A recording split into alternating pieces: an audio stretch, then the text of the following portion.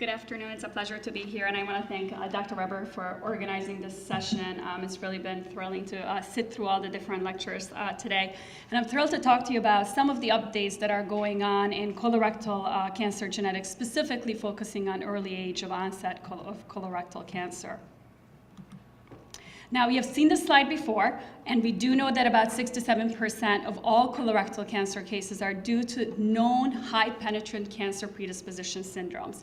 And then the two more interesting groups are the familial group, which is about 15 to 20% of all colorectal cases. And then I think that the sporadics are also quite interesting, especially the sporadic but early onset colorectal cancers. And I think that we cannot ignore the possibility of genetics being involved in those cases. And that's what I'll try to highlight today. So we have come a long way in the last 35 or so years in our understanding of cancer genetics. We now have nearly 100 different high penetrance cancer predisposition syndromes. So these are the ones that you hear about every day. Hereditary breast ovarian cancer syndrome associated with BRCA1 and 2, Lynch syndrome, FAP, Li-Fraumeni syndrome. These are extremely rare in the population, but if you have a genetic mutation in one of these genes, then the cancer risk is extremely high. We know generally how to manage these patients. We know how to recognize these mutations. So we're pretty well versed in this group of patients. However, what's a little bit more subtle is what to do with other kinds of genes where mutations predispose to cancer risk, but the cancer risk is not that high.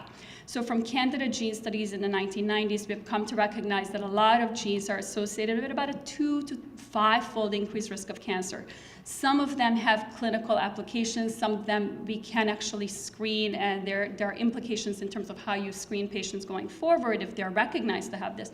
But some of them we don't know what to do with. Not to mention from the genome-wide association studies, which happened between 2005 and 2010, we also found hundreds of low penetrance cancer susceptibility loci. In colorectal cancer, 25 to 30 independent single nucleotide polymorphisms have been implicated in cancer risk, but the colorectal cancer risk associated with a single SNP is about 1.1 to 1.3, not really enough to change your management. So there is no clinical utility in testing for these low penetrance risk alleles at the current time. Is there a possibility that a multifactorial, maybe a group of risk alleles that you have may increase your risk sufficiently that should change your management? Perhaps. That's being currently looked at in the BRCA population as a modifier of BRCA breast cancer risk, but we don't really know that yet for colorectal cancer. So what I'll focus on today is some of the clinical updates in the high penetrant cancer predisposition syndromes, and then also what research we're currently conducting. So why is this important? Well, we know that Lynch syndrome is associated with a very high, up to 70% lifetime risk of colon cancer. FAP, essentially 100% risk of colorectal cancer, really by the age of 40. So this is very important to recognize. But more than that, when I wear my oncology hat in my early onset colon cancer clinic, it also makes a difference that you do genetic risk assessment prior to surgical decision making. So for example, in our patient populations at Sloan, generally when patients come in with their biopsy, their colonoscopy biopsy result, usually from an outside institution, we immediately request those slides and do IHC staining on it to see if it's an MSI high or an MSI stable tumor. And that helps our surgeons and us in clinical genetics navigate whether maybe we should consider a subtotal colectomy versus a segmental resection for these patients who could potentially be at a very high risk of a brand new cancer. More than that, it's at the end of surgery, this is usually when I see my stage 2, stage 3 patients, we discuss the need for chemotherapy. And it's very clear now that the MSI high tumors have a much better stage 4 stage prognosis than the microsatellite stable tumors. And more than that, they seem to have less benefit from receiving 5-FU treatment. And therefore, the chemotherapy regimen that we choose in our adjuvant setting is really dictated by microsatellite instability. So much so that when the AJCC met last year to consider the new TNM classification for colorectal cancer, they actually considered, and then rejected, but they did consider including MSI as actually part of the staging criteria for colon cancer. I'm not sure I fully agree with that, but I understand where they're coming from. And at the end of the treatment, obviously it has very important implications for how to prevent future cancers and what kind of surveillance we want to do in these patients. And then last but not least, this has major implications for family members who could potentially be at risk and who obviously need to get tested. So this is just an example of one of the patients that we saw in clinic. So this was a 41-year-old woman who had a colonoscopy on the outside. Biopsy showed a poorly differentiated adenocarcinoma.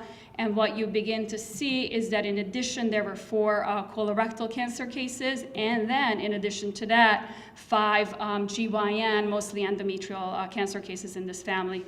This is clearly Lynch syndrome, which again, as mentioned before, autosomal dominant, mean age at diagnosis is about 44, multiple primaries, right colon predominance.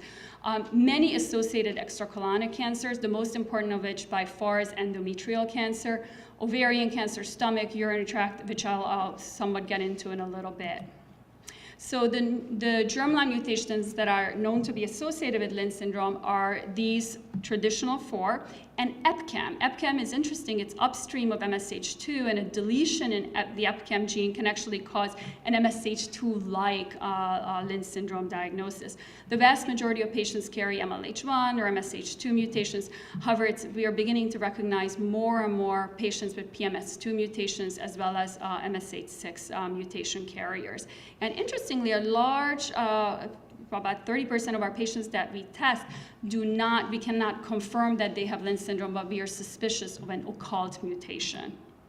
So what are the cancer risks in our Lynch patients? These are probably the most recent updated data, so up to 82% risk of colorectal cancer, up to 70% risk of endometrial cancer. But what I really want to point out here is that genotype-phenotype correlations are truly beginning to emerge.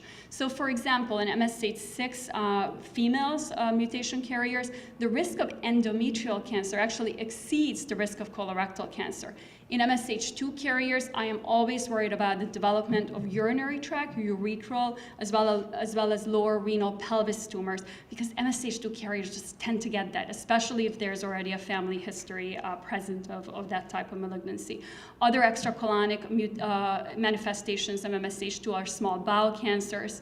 Muir-Torre syndrome is associated with sebaceous neoplasms. Sometimes that's actually the tip-off, and now we're getting more and more referrals appropriately from dermatologists who have found IHC abnormalities in their patients with sebaceous neoplasms, and therefore we diagnose their Lynch and do their subsequent screening that they need before heaven forbid they're diagnosed. A very nice study by Karen Liu at MD Anderson, this was a few years back, but I think that this is always really important to point out, is she took 117 women who had Lynch syndrome and had both a primary colon cancer and the primary GYN, mostly endometrial cancer. And what you see is among those women, about 50% presented with their GYN cancer first. So we have to recognize that in addition to early onset colorectal cancer, early onset endometrial cancer, and sometimes not so early onset, so even the 50 to 70 age group, it could be Lynch syndrome, and these patients also need to get tested. I think there's just less attention paid to that. So as pointed out before, the prevalence of Lynch syndrome in early onset colorectal cancer is highly variable, really because the studies are mixed. Some of them had much more family histories where obviously you would get a higher prevalence. And this is the range. Under age 50, but with no family history, 3.5 to 6.4%. Our study is about 5%, so it's right in the middle of this. Under age 35, there's one recent study from JCO that's been quoted before, 12%. Probably it's a little bit less than that, just because there's a little bit of an ascertainment bias in how they conducted that study. But it accounts for a small fraction of early onset colorectal cancers, no matter how you look at it. So how do we diagnose Lynch syndrome? So can we really use family history to diagnose it? So originally there were the Amsterdam criteria, AC1, then AC2, then the Bethesda guidelines, then the revised Bethesda guidelines.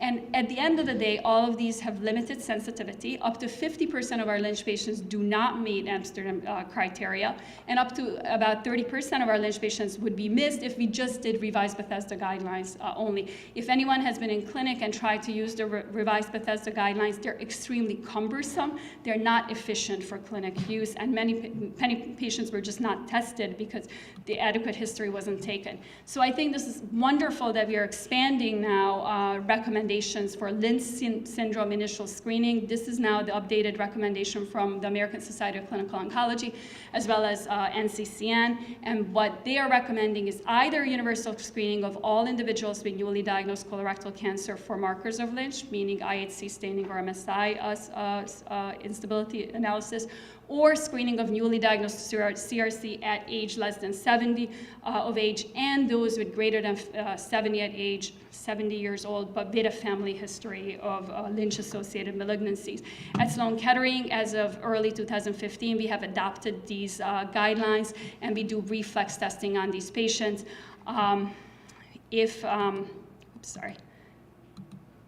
The screening test that we have chosen to do at our institution is immunohistochemical staining, largely because it helps direct our genetic testing. So in IHC, what you do is you stain for the 4 mismatch repair proteins. If the protein is missing in the tumor, then it's indicative of the gene potentially not working. It's very important to note that although 15% of all colorectal cancer cases are mismatch repair deficient, only, again, 3% are Lynch syndrome. So the vast majority of your screening tests that are positive are actually not going to have Lynch. They're going to have a sporadic form of microsatellite instability. The other way of screening for Lynch in the tumor is microsatellite instability analysis, also a really valid test. The good thing is that the concordance between these two tests is 92 to 97%. So if you do one, that's generally enough. In my very high-risk patients where I think that this patient definitely has Lynch and I just want to somehow prove it, sometimes I do both. If the screening test is abnormal on the tumor, then really genetic counseling and testing is necessary. There are some exceptions to that. With BRAF V600E presence can rule out the possibility of Lynch syndrome in the vast majority of patients. But generally, if the screening test is suggestive of Lynch, then those patients should be referred, and then we do the germline genetic testing for these patients. So just to follow up on the case, this patient had on her colonoscopy biopsy absence of MSH2 and MSH6 proteins. We did a study with Jean Rochia, who is the pathologist who sees most of our Lynch cases, and she confirmed that the biopsy and the surgical resection samples are very adequate for getting IHC results. There was basically 100% concordance. I've had maybe 1 or 2 cases in the last 8 years where the biopsy specimen failed and we could not screen that biopsy sample for Lynch. So you can actually get this on colonoscopy results. I have to say, you have to get the biopsy sample sent to your institution so you can get it stained. And in fact, in this woman, we identified an MSH2 germline mutation, and she proceeded to surgery with Dr. Patey and Dr. Lutayo. Dr. Patey did the subtotal colectomy, so that's what she opted for, and a TAHBS at the same time because of the risk of endometrial and ovarian cancer. So obviously this has implications in terms of how we go forward with screening. Generally, the recommendations are to start colonoscopy every 1 to 2 years, starting at age 20 to 25. At Sloan Kettering, all of our Lynch patients, we have probably about 300 families get annual colonoscopies because we've had some interval cancers and because there is pretty good data suggesting that the adenoma to adenocarcinoma progression can be quite fast in these patients. As you know, the data in chemo prevention with aspirin is quite controversial, although I think there's probably some benefit for aspirin. We just don't know what dose to use and for how long. So I do discuss that with all of my patients. And there is the option of risk-reducing, usually subtotal colectomy. Usually in patients who already have a diagnosis of cancer, it's generally not done in a prophylactic setting. For endometrium and ovary, I put this into parentheses because there's no data to support that this is actually an efficacious way of screening. I use it as a bridge in my patients who are going to have a TAHBSO in like 3-4 years, but they're not quite there yet. So maybe supporting that woman from age 36 to 40 where she actually has the TAHBSO. But really the recommendation is for risk-reducing surgery. For For upper GI cancers, again, I have to put it in parentheses because there is no good data yet to suggest that the upper endoscopies help find early gastric cancers. However, we certainly do it every 2 to 4 years at our institution, starting around age 30. Urinary tract, the Europeans actually stopped doing this for most of their patients. We actually switched from urine cytology to annual urinalysis, looking for microscopic blood. I'm undecided about how I feel about that. I have to say in my men that I screen with Lynch, with a UA, that's fine. In women, especially if they are premenopausal, then you so often get false positives that it's a bit of a nuisance. I also have to say that the urinary tract cancers are most relevant for men with MSH2 mutations, especially if they're smokers. That's probably the highest risk. And then in terms of Lynch syndrome for cancer treatment, I alluded to this before, that in general, these patients with Lynch who have early stage disease, stage 2, stage 3, have a very good prognosis. Chemotherapy in general is not given to stage 2 Lynch patients because of this lack of efficacy of 5-FU in that setting. In stage 3, the treatment is basically pretty similar to the non-Lynch stage 3s. And then I think probably the biggest news over the last 10, 15 years in the treatment of Lynch-associated malignancies is the advent of immunotherapy. And this was a beautiful article by Young Lee at Hopkins, where she demonstrated that immunotherapy with the PD-1 inhibitors, which basically trigger your immune system, actually can lead to reduction of metastatic disease. And we have a number of studies open at our institution. Some of my metastatic Lynch colorectal cancer patients are actually really benefiting, and I only wish that we had this years and years ago.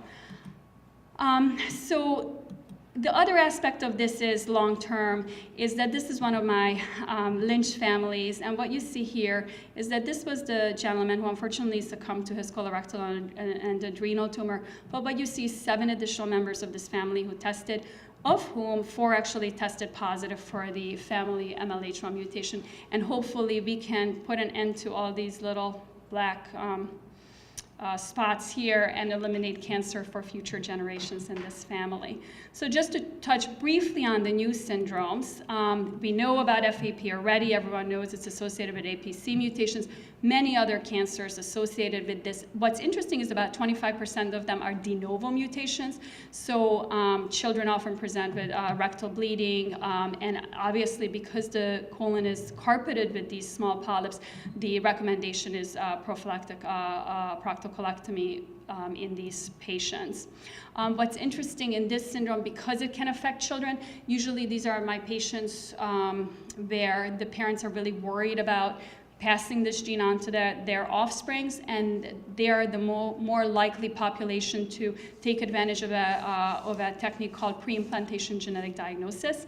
So this is where you have a known genetic mutation, you use in vitro fertilization, and at the 8-cell embryo stage, you take away 1 cell, and this 1 cell you test by PCR for the genetic mutation, and then you implant the embryos that test negative for the mutation. So you can actually select out the mutation from being passed down from generation to generation. I would say the majority of my Lynch patients don't do this, because with Lynch you can live a full, meaningful life. I think the ones that choose this is like, for example, Lee Fermani, which is associated with childhood brain tumors, leukemias, so on. So attenuated AFP's, FAP, is associated with genetic mutations in the 3' and 5' ends of the genes, and it's less than 100 adenomas, and usually this is managed according to polyp burden, so you don't always have to have a surgery for these.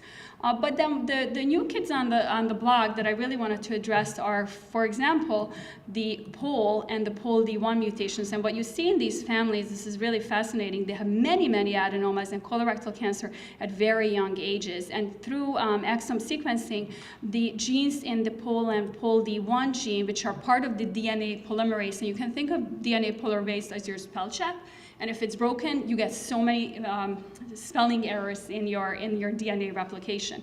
And essentially, this part of this DNA polymerase is broken in these patients, and it leads to, again, an autosomal dominant looking early onset colorectal cancer. In some, there may be a suggestion of endometrial cancer in the POL-D1 mutation carriers. These tend to be microsatellite stable tumors, and we have much more to learn about these very rare syndromes.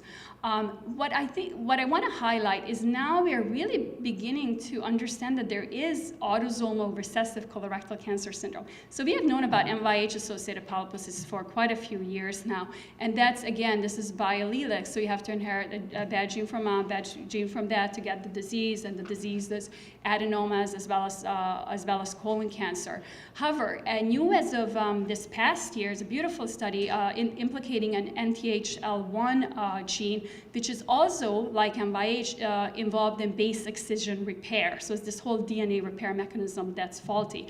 And it's also associated with colonic adenomas, colorectal cancer, and in the New England Journal, maybe in November, there was a case report of a woman who had multiple cancers. So maybe this genetic mutation actually predisposes you to just more than just colon cancer.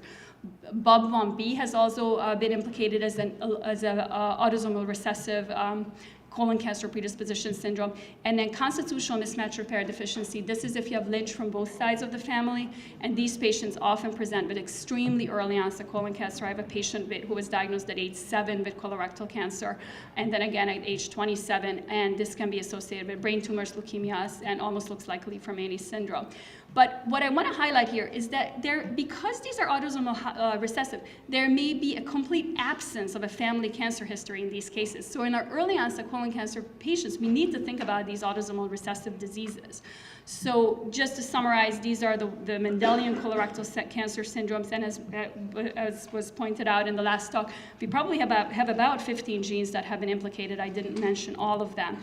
So the question is, should we be doing multiplex testing of these early onset colorectal cases? At our institution, we generally, other than the Lynch testing on the tumor, we generally offer the multiplex testing to our patients who are under the age of 40. So multiplex means that you're testing not just for one gene, but for a whole panel of colorectal cancer susceptibility genes.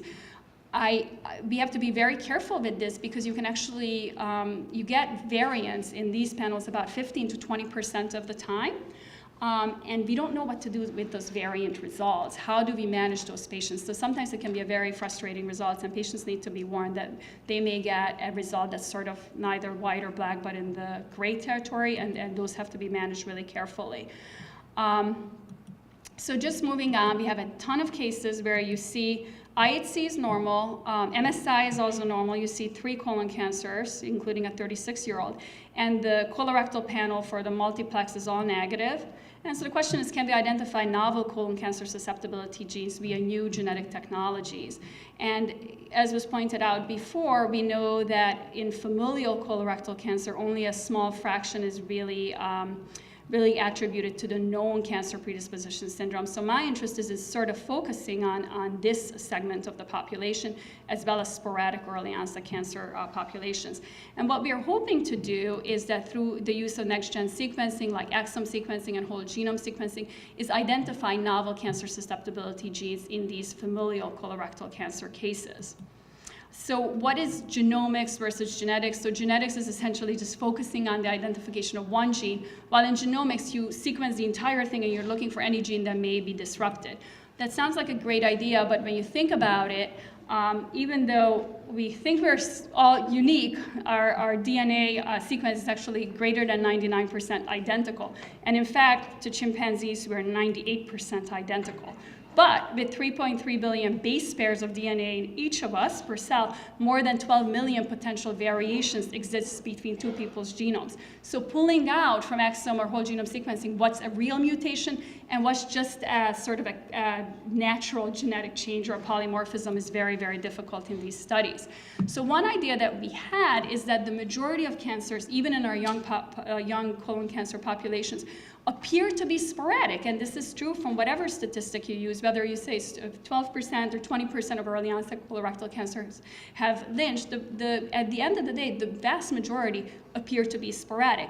And so the question was, can we identify new types of genetic changes in these early onset colorectal cancer patients? And what we're really talking about here is looking for de novo mutations. In fact, we designed a trio study where we're collecting DNA from mom, dad, and child.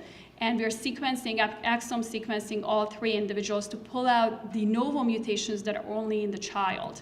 And we are doing this across many different early onset cancers, all pediatric cancers, breast, testicular, and also our colorectal cancer patients under the age of 50, although I have to say most of our patients who join are under the age of 30 for this. And in fact, what we have found is prior to our exome sequencing, we did a copy number variation analysis, and we found that in early onset testicular cancer patients, about 7% of them have de novo copy number variations, which is similar to the rates seen in autistic children, in patients with schizophrenia, and also in patients with congenital heart disease. And currently, the exome sequencing data looks very promising. About 8% of our entire early onset cohort, not just colorectal cancer, but all of them have de novo mutations, including 2 very interesting de novo mutations in 2 of our early onset colorectal cancer patients that were both diagnosed, I think, in their 30s. And these look to be pathogenic mutations. They're either nonsense splice site or frame shift mutations, so they're kind of the more serious mutations that you see. And I think that it's fair to say that de novo germline mutations probably play a role in the genetic etiology of at least some of these what we call sporadic early onset colorectal cancer cases. So just to summarize, for Lynch syndrome, expansion of testing, this is wonderful. I think it'll be a lot easier to recognize this syndrome if there is reflex testing. Emergence of these new colon cancer susceptibility genes is very important. Recognition that there are more and more autosomal recessive syndromes associated with this. And then obviously the majority of early onset colon cancers are still not explained. So is this multifactorial? There was a lot of discussion today about environmental and other risk factors. We don't know. Or could it be polygenic?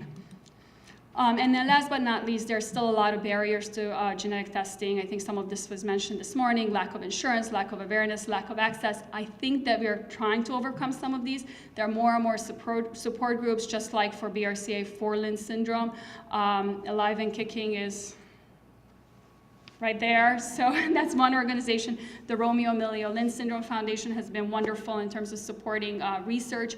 At Memorial, we sponsor many different patient advocacy support groups and an educational workshop, which is actually coming up next week for our Lynch patients, just to keep them abreast of all the research that's going on. And then last but not least, I want to thank especially our families for their wonderful support, and then all of these wonderful research support mechanisms, and Ken Offit, who is the chief of our genetics service at Sloan, and Mark Robson as well, and our 12 genetic counselors who actually do all the work. So thank you.